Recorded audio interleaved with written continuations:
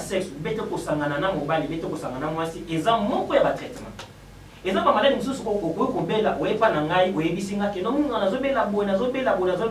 na biso mama po oyo kamalamu kende kosala sexe est-ce que vous comprenez biso au moins bon to continuer bon on a des biso junior fila des junior to ke modèle na pepe kali nga pena idole na meza pepe kali parce que tena ba église nazaki toujours naza déshoneste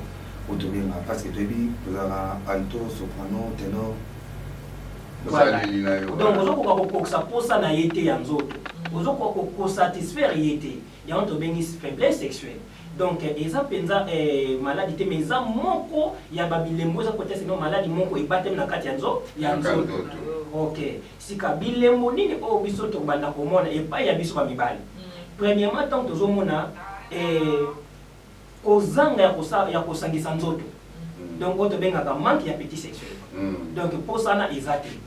epa mobali pona kosangana mwasi na ebete epa ya mwasi posana ezate pona kosangisa nzoto na mobali na ye donc eloko ya mibale epa ya biso mibali to bengaka oyo éjaculation précoce